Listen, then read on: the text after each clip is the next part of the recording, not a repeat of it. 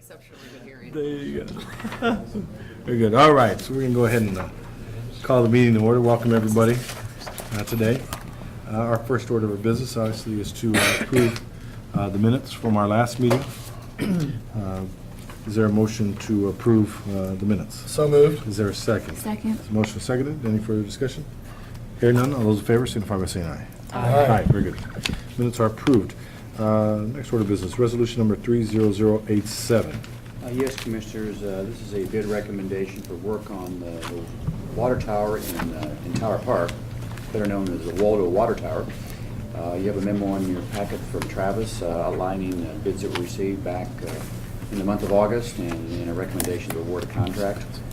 Recommendation would be to award it to Building and Restoration Corporation with a base bid and an alternative number 3 for a total of $271,875. And if you have any questions, Travis is here to answer those.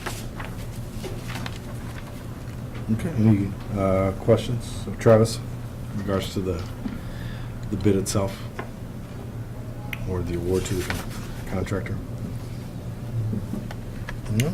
Well, all right, everybody's amenable today. Very good. Is there a motion to approve? So moved. Is there a second? Second. Motion is seconded. All those in favor signify by saying aye. Aye. Aye. Very good. Resolution passes.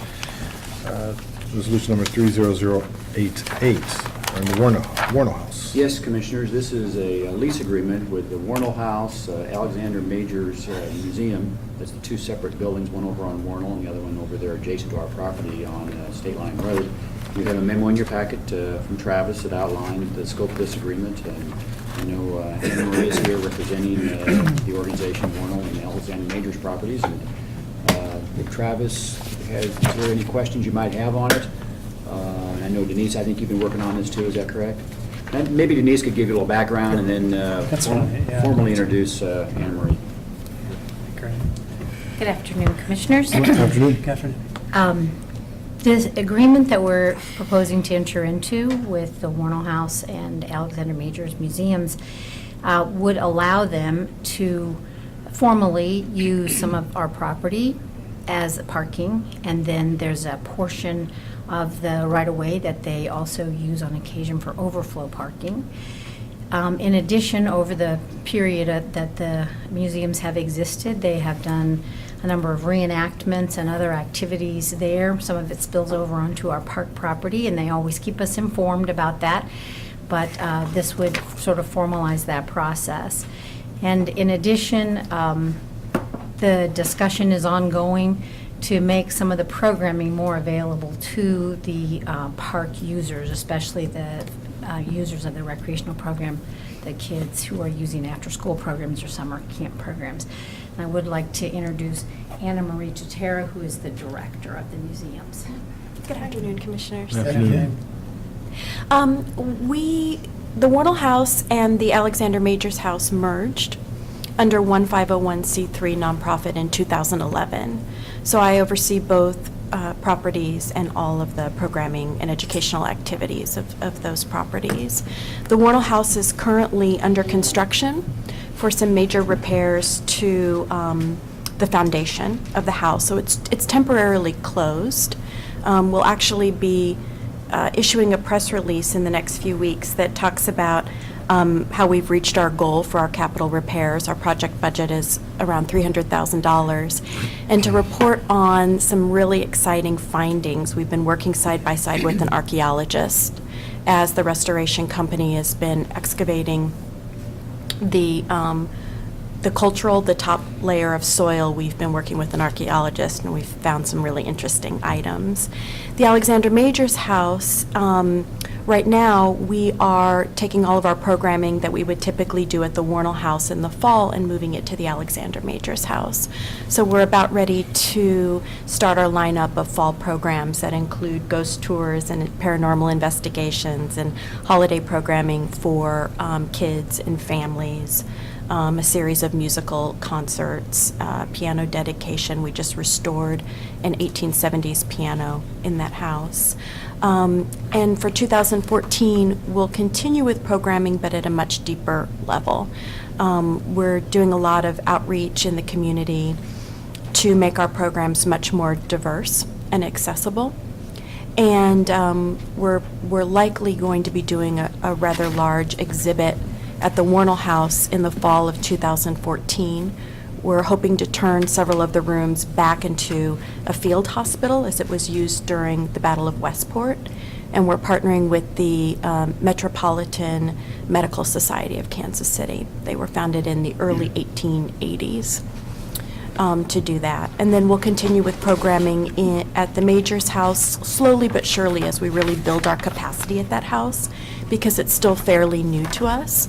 But we'll continue with summer camps, and that's where we'd like to involve the recreational department to really talk about how we can provide after-school programs, field trips that include post and pre-visits into classrooms. Right now, we are going to be working with Link Community Schools to do after-school programming, and to also be able to provide, hopefully, some scholarship opportunities for our summer camp programs. Great. Any comments or questions? Is there a formal lease agreement that has been approved by legal, or? Go ahead, Denise. Yes, the agreement has been approved, and the lease, it's basically a use and concession type agreement, and the lease would basically allow, in lieu of rent, for us to share resources, which is what we have with a lot of the not-for-profit organizations. And then it would allow them to use specifically some parking, and then open the door for us to have conversations about other uses as the years go on. Thank you for the clarification. Thank you very much. Thank you. Appreciate it. Thank you. All right, so is there a motion to approve and accept the resolution? So moved. Is there a second? Second. All right, any further discussion? Hearing none, all those in favor signify by saying aye. Aye. Very good, resolution passes. Resolution number 30089. Yes, Commissioner, this is an amendment with the Brockton Creative Group. This is the group that we're working on for our organizational rebranding, and this specific amendment is to develop a road race website. And Heidi's here to tell us what that is. Well, I wrote a really great memo that explains exactly what that is, with their lingo and everything. So basically, it's been something we've been planning on doing from the start with the race coordinator. We just wanted to have, some time to work out and do our due diligence about the road racing and the permitting process. And so now it's time where we need to kind of make it easier for the race coordinators, make it easier for the public to access information about the races, and just help promote our city as a marketing venue. So we would like to allow Brockton, who developed our website, of course, to develop this companion site that will focus mostly on road racing in Kansas City. So we moved over, in essence, some staff, or we created the position within parks, right? Yeah, Totally we like- changed some ordinances to make the whole race permitting process come through the Parks Department. And then we contracted with Evergy Thank you. to be our city's race manager. And they serve as a liaison, not only to Parks Department, but they also work with Public Works, and then, are able to work with the police very closely on the racing within the city. So people have to pay for these permits, right? Yes. So where do the proceeds go? Do they come to us, or do they go to the city, or are they shared, or? We get the proceeds from the road race permit, which is basically just $100 for a typical permit right now. We would like to increase that. Yes, we do want to increase that. We have studied some other options that were initially pushed to the side, but we feel that we might be timely to bring that back up here in the next few months. But yeah, currently it's just $100 for a road race. Now, there are some additional permit fees that they will have to pay if, in fact, the race is on a parkway or a boulevard, or starts or ends in a park. So their permits can be anywhere from $100 to, $800, $900, depending upon what they're using. So the website is useful to two sets of folks. The citizens who want to see, oh, okay, I'm not going to be able to get out of my driveway or whatever. Or also then the marketing, like you said, because it seems like there are so many more, like the sweater run or these traveling Right. shows of races that are not, like an Amy Thompson. They gotta have a something that's gimmick, homegrown. right, But yeah, yeah. so then it's trying to attract more of those as well, or no? Yeah. I mean, they're going to come anyway. Yeah, what it is, it's trying to market our city as a great site to host a race. And easy to work with. And easy, absolutely, and one-stop shop, basically, with this website and our race coordinator. It's going to allow the coordinators to, like I said, permit online, pay online, which is something they can't do currently either. And then the thing I think is really important is to be able to post those routes right there online. It's going to be a place, also a one-stop shop for our citizens to go in and look and say, hey, this is the route, this is the street closures. Now, obviously, there's a multitude of ways that we communicate with the public about what streets are going to be closed, but this will be the place to go if you're really wondering if you can get out of your house this weekend. Any other questions? I have one more question. The dollars to sort of cover this out of the budget is an add-on to the services. It is, correct. Currently going to come out of the marketing budget, but I am going to be approaching the city manager to help assist with the funding of the website, because it is a citywide process and a citywide position, basically. Much as they actually fund the position themselves, or currently the city manager's office does. I have one more question. So we have a company now that's helping organize the races. They don't organize the They races. don't They organize it. work Right. through the permitting process and the route development process and the communication process, ensuring what they're doing is holding these race coordinators' feet to the fire to do Right. what they're supposed to be doing Okay, so and hadn't this website been. doesn't supplant any of those duties. No, It it's- continues. This just. Yeah, absolutely. We are continuing on, and I will be bringing that forth to you in the next month or so to continue on with that contract with the race coordinators for next year, because they have just made great strides in the entire process, and I can't even imagine how we ever did it without them. Well, and at one time, this was being done by both Parks and Public Works. There It was- was very confusing. Yeah. No communication in between, and streets were closed, and people weren't notified, and the races would show up that day to run, and a street would be closed, and, so. Police hadn't been coordinated with as much as they should have been. Exactly. So they have just, like I said, made a great difference, I think, in streamlining the process, getting their arms around the whole process, first of all, because it's very cumbersome and confusing. Notifications, there's a lot of notifications. Yeah, and they make sure that the race coordinators are notifying the public and notifying the have an app. businesses. Well, that's part of their next phase. These guys have a lot of great ideas about what they want to do with this website. This is just the start, trust me. Yeah. Yeah. What is it like? Can I get out of my driveway today? App. So basically, there's a potential tremendous economic impact to the city as a result of streamlining this and drawing more of these and having them more easily. Oh, absolutely, yes. I mean, we've always seen these races as tourism, dollars coming in, and Well, the ones they that bring a lot of travel- money, and these people are, Yeah. these racers are crazy, much like dog people. A different breed.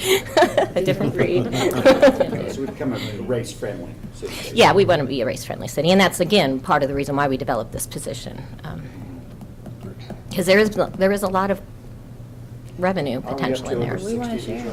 We're going to be about 60 road races. How many were there last year, or maybe the year before? It's about the same. I mean, it's kind of steadily, and over the last couple of years, it's jumped, because suddenly everybody wants to do a road race. It's like the new golf tournament,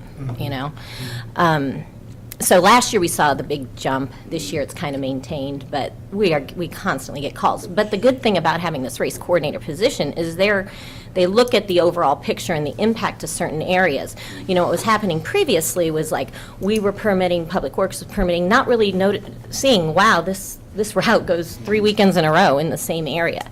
So they're making that, and they've actually turned down some races who wanted to come in because it was going to impact one single neighborhood over and over and over again, for too many times in a row. So that's been good, too, to not allow all the races to come in or make them change their routes so that they are going into a different part of the city. I know in past years, there have been complaints from citizens about that, but we haven't had those this year. Oh, yeah. Oh, Oh, we'll still have definitely, them, but- yes. In fact, I'm going to have to say we've had a lot. We may have even had more complaints. However, it's because people are being notified, I think. They're becoming more aware of how many races there actually are. Even though they're not necessarily impacting them directly, they're like, no way, not another race this weekend, in the area.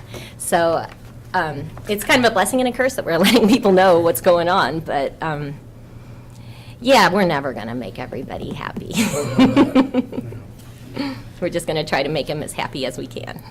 Just seeing you does that. Oh, well, thank you.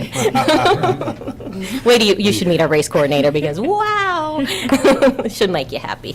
You know her. There you go.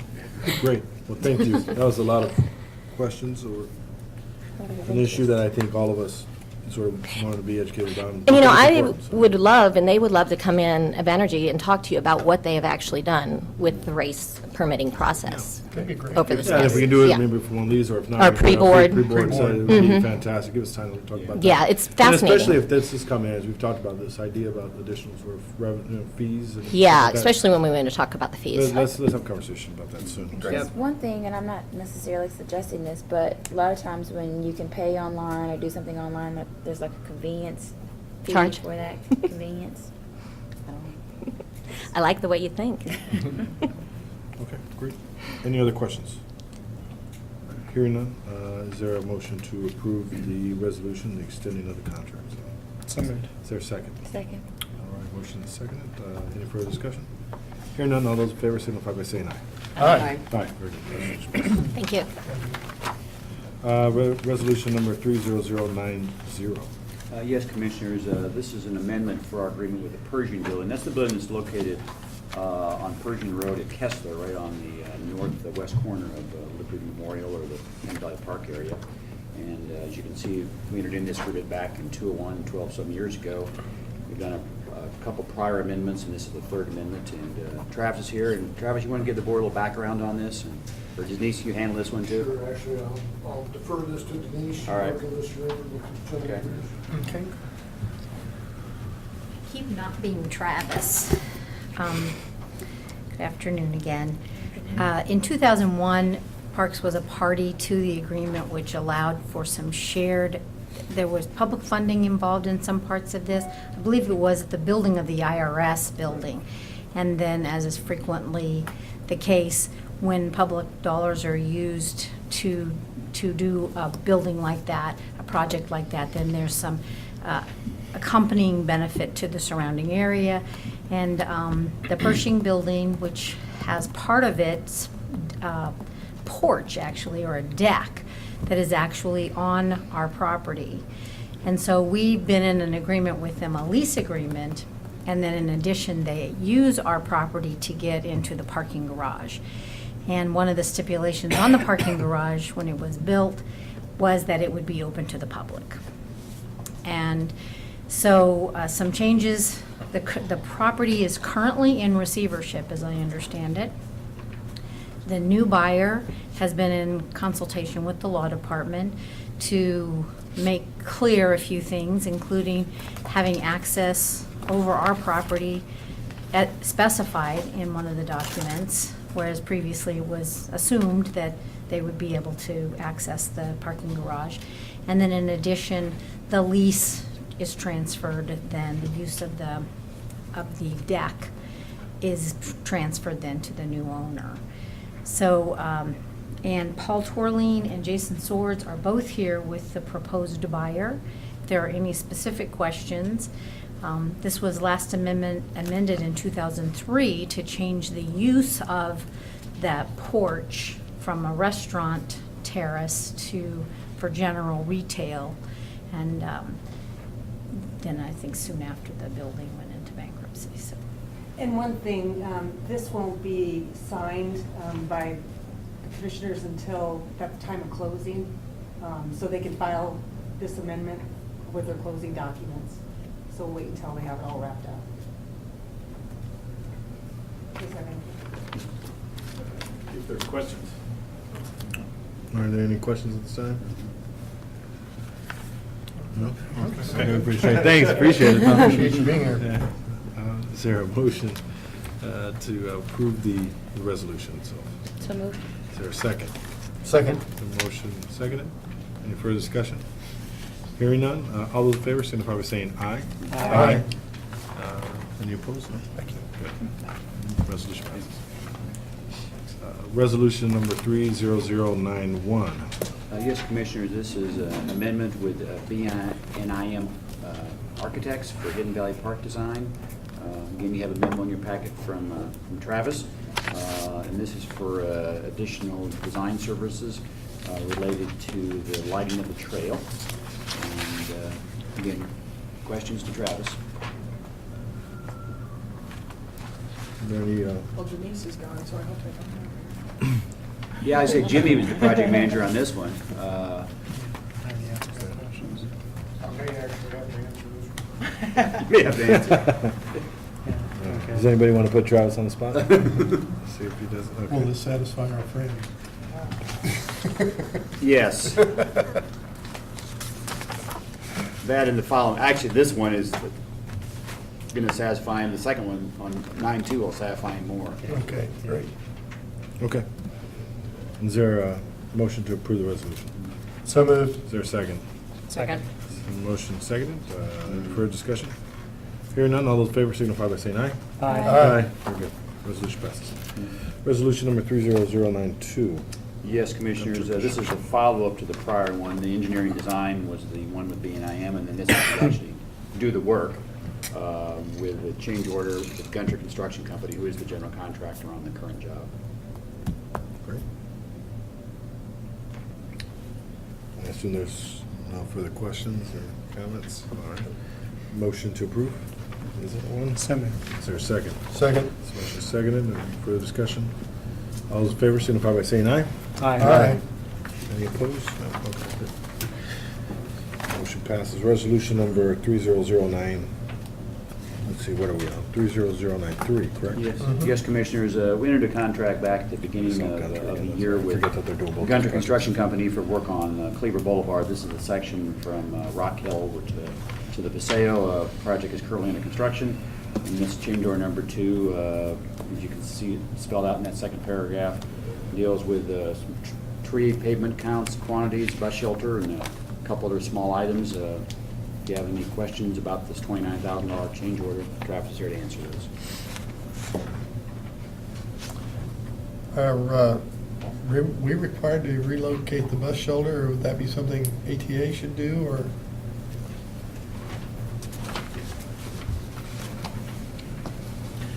Good afternoon, Commissioners. afternoon, sir. The issue with the bus shelter was we had to leave that in place, and I'll defer to Jocelyn, the project manager, for additional details, but in order to get the plans approved through MoDOT, the bus shelter had to be in one location, and then we had to change order it in to move it to its ultimate resting spot once the project was underway. So is that roughly the Reader's Digest version of this? Afternoon.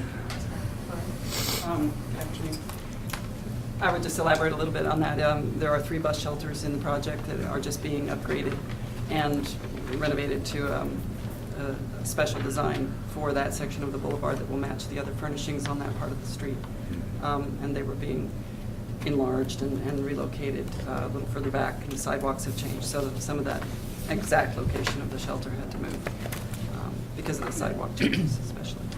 For those that aren't familiar with this there is a private development going in right on the corner of Troost and Cleaver 2, the Plaza East development as well. So you have Public Works doing a streetlight project up and down Paseo over on Troost and along in Cleaver 2. You have the Plaza East development, which, they're doing their own thing. So in between, we're coordinating our project with these projects.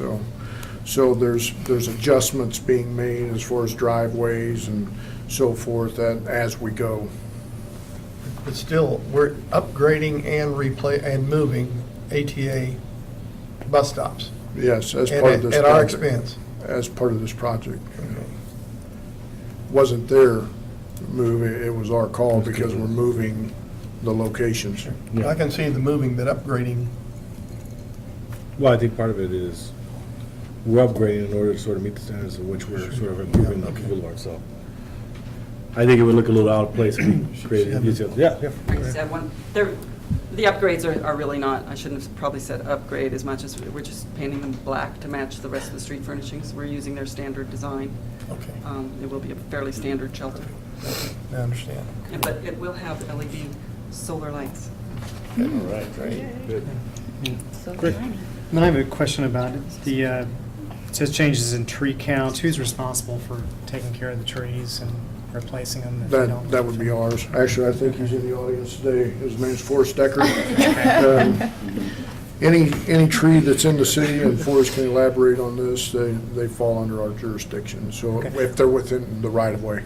Right. I'll make that But I thought clarification. some things like with Penn Valley, I know that we had an agreement with that contractor that if they died, that they were going to replace them. So I just didn't know if that was same here, not. You understand? Well, let's get a clarification here. What exactly are you asking? If it's trees being replaced during the course of the project, okay?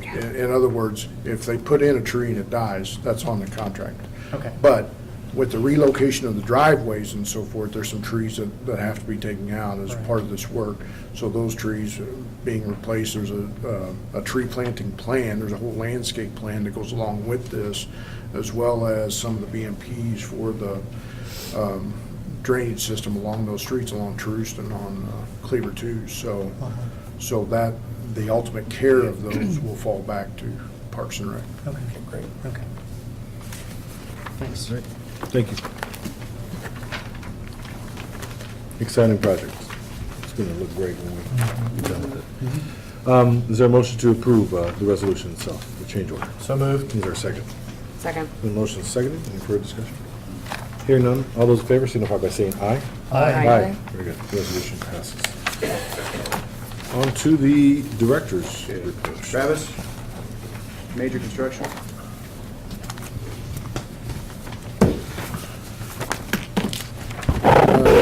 You'll find some photos there in front of you. We'll give you an update on the progress down Loose Park. This is the Loose Park Rose Garden shelter improvements that are being facilitated and paid for by the Garden Society.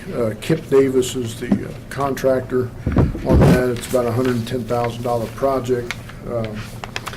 Richard Allen with our office oversees the projects as they occur in Loose Park as far as the Rose Garden, the other improvements that took place.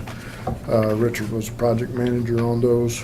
And as you can see, they're doing a fantastic job with the timber and timber replacement and stone, some of the cracked stone and has been replaced and most of that's been refaced. You can also see, let's see, it's second to the last photo here, the framing and so forth that's taken place out there as part of this project. So it's really coming along.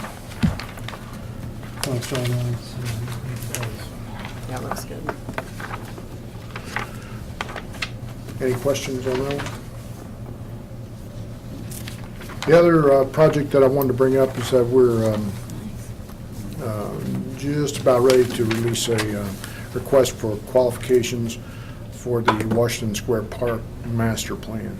And what's unique about that master plan in that the design professional that's hired for that will also be working with KCDC, or the design school. Design Center. And for those that aren't familiar with the Design Center, they have 4th and 5th year students from UMKC, KU, and KSU in the fields of architecture and landscape architecture that do design projects out of that facility down there. And we've worked with them on several projects in the past and look at this as another opportunity to take advantage of that relationship. So, Good. thank you. Heidi? Marketing report?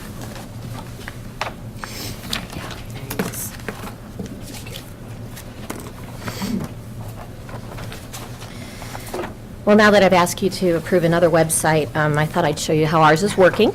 And, so here's a little brief overview of some of the activity that we've had on our new website, and it shows you how much it has increased over the past few months. So we're doing well. This last month in August, we had 22,115 hits, I guess, visits to our website, which is huge. You can see, obviously, starting from 0 in March. We peaked up in July. We did a lot of promotion on our website that month during National Parks and Recreation Month, so I'm glad to see that it maintained in through August. On the next page, you'll see visits from search engines, so people are finding us on Yahoo and Google and all the other search engines and coming to our page.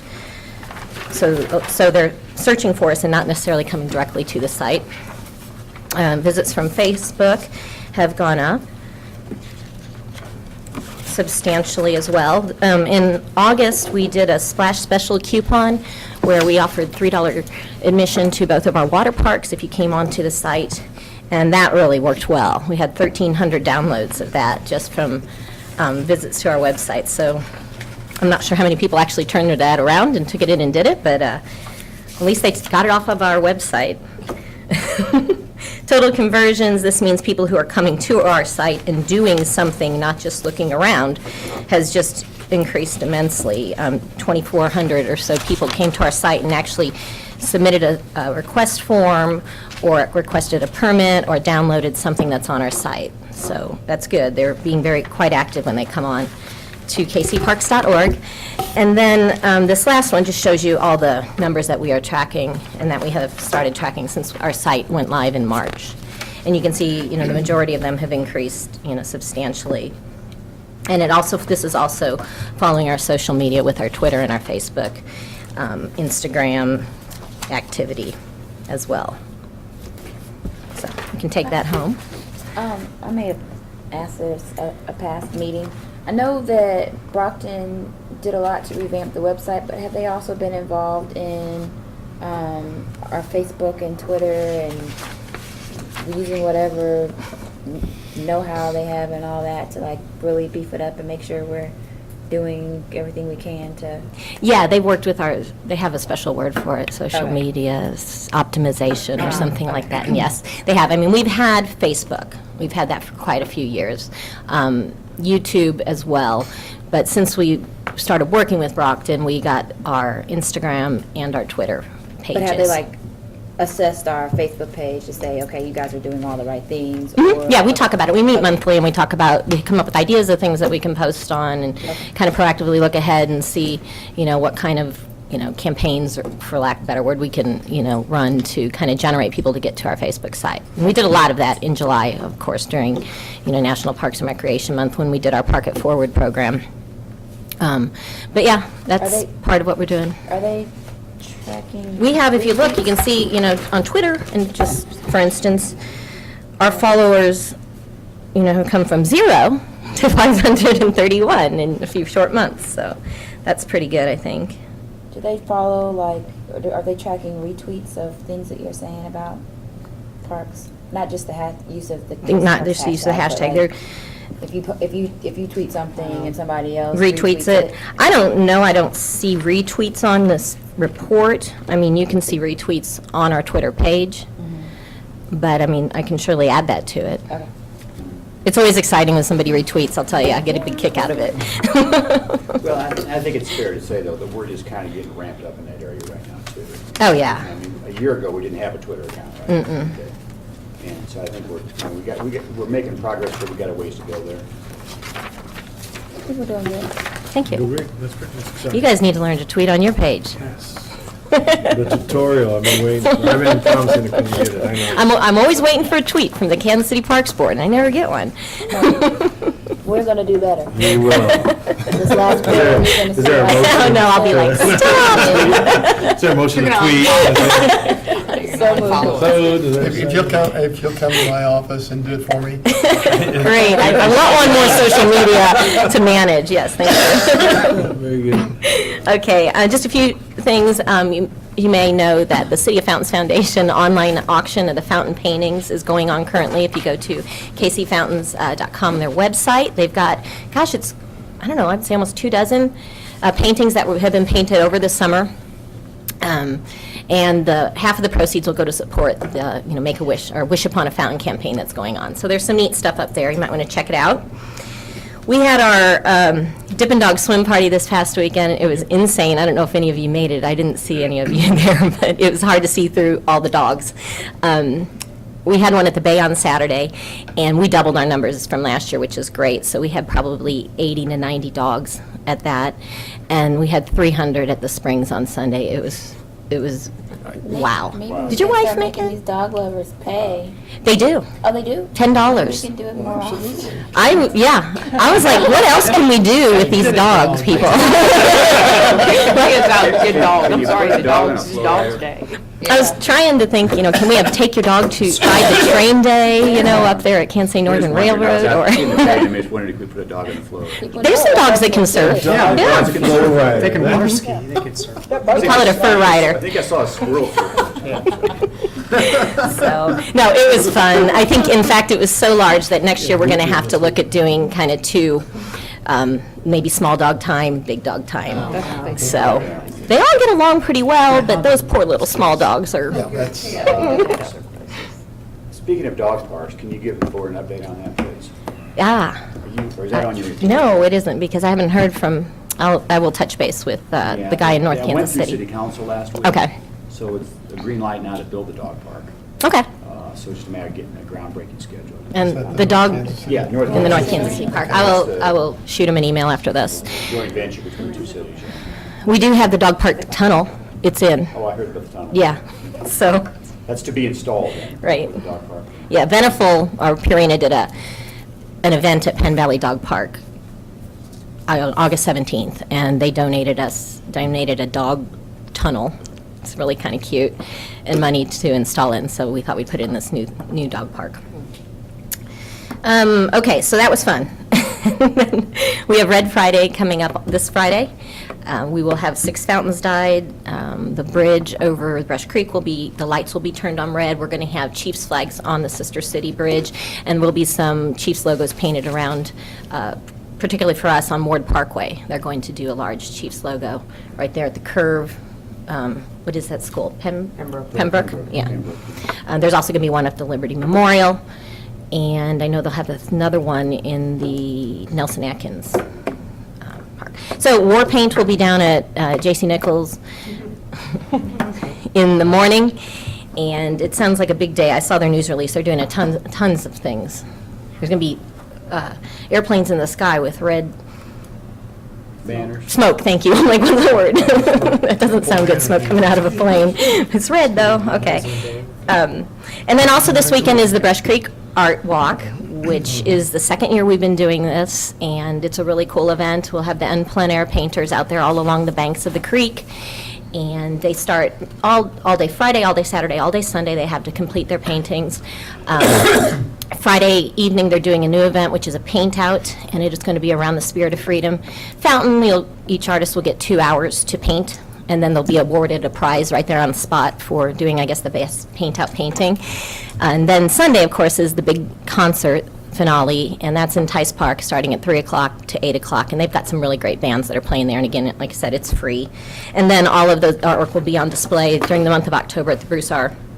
Watkins Cultural Heritage Center. That following Monday, the J.C. Nichols Fountain will be teal for 7 days for ovarian cancer awareness. And then we have the Minor Park Open, the Ward Parkway Great Streets plaque unveiling, which should be on your calendars. And then on the 25th, and an invitation's going to go out for that tomorrow. And then Wine and Roses is at Loose Park on the 26th, and then it just, keeps going. You don't have the Korean War veteran thing on their calendar, right? That got canceled. Okay. When is It's this? Is canceled. the zoo run, is it the first part of October? No, it's actually, 5th. October 5th? yeah. Is it? October 5th. Okay. I think so. Or 4th? I just It's either put it on Saturday- something. What day of the week is it? I think It's a on Saturday. Saturday. So that's the 5th. Because I think it's the same day as a tour to barbecue, isn't it? It's the 5th, it's a Saturday. Yeah, that's a run for some other. No, I think it's actually, sorry, I think it's earlier. Do you want to run in it? Uh-huh. Okay. We'll get you the date then. I did block it off. I saw it on something else and I put it down, but I just didn't. We'll check. Run It's with been in September, but then I think they may have moved it to October. It's a different animal every time. It's Penguin, I do know that, it's run for the Penguins. Penguins. And if somebody just wants to look it up, it's on our website, so. Oh, yeah. Yeah. What is that website? Yeah, that'd be caseyparks.org. We have a National Zoo Association thing here at the zoo this week. Yeah, let me talk about that. Oh, to go that. That's going on as we speak. Do we And want- it's in your packet. There's a memo that Carmen printed out, and it's pretty self-explanatory. This came from Julie Niemeyer, who is the Director of Marketing over at the zoo. In the conference, you can see that first paragraph. We just got started. She sent this out yesterday. We've got 2,000 delegates here in, 1930, so it's almost 2,000 delegates. And they're down at the convention centers where they're meeting. But they're going to have a zoo day on the 12th. And this is an invitation to attend a dinner that evening at the zoo. And then part of that is this Zoo Founders Day Award, Sustainability Action for the, Bob Buchanan is going to make those presentations on the 12th. So that's for that block of time on the evening of the 12th. And if you'd like to attend, and hopefully you can fit in your schedule, just let Carmen know. Okay. We want to kind of run through the calendar? Sure, glad to. The Platte County Parks Partners meeting tomorrow, 11:30. I also might mention, in front of the City Council Public Safety Committee tomorrow, there's an ordinance. And this is the ordinance that you may recall the mayor talking about doubling the parking fine from $5 to $10 as a way to help fund youth programs along with part of the court operations. And I believe it's 430,000 is the number, if I recall, from the ordinance. And that would be going to, there again, the court itself for their operations. It's in finance.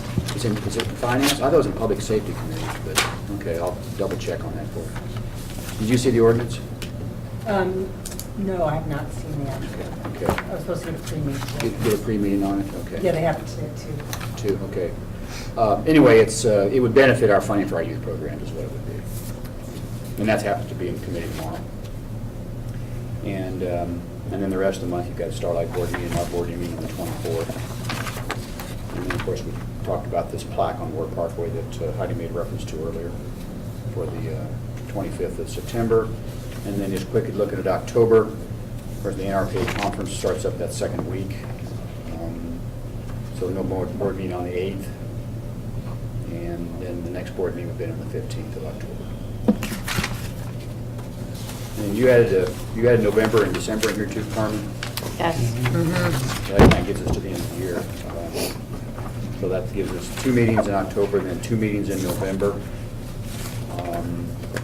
And then 1 meeting in December, is that what you Recommending. And so at least that's the suggestion at this point. And you can see there's, of course, 2 Tuesdays there prior to Christmas Day and New Year's Day. So if we wanted to get 2 meetings in December, we'd probably have to do them, 2 in a row, basically. Otherwise, we're down to the 1 meeting on the 10th.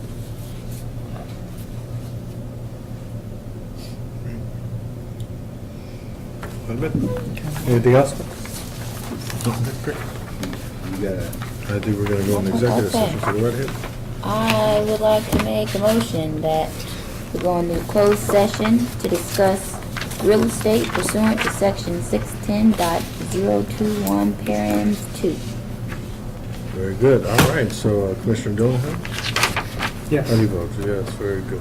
Oh, wait, hold on. Is there a second? I'm sorry. Is there a Yeah, second? yes. to the motion? Second. Yeah, you're second. Okay, great. Commissioner Donovan? Yes. Commissioner Mecklenburg? Yes. Commissioner Chavon? Aye. Yes. Commissioner Bryan, Commissioner Judy. Yes. Very good. Motion Okay, this has passes. to do with Hodge Park.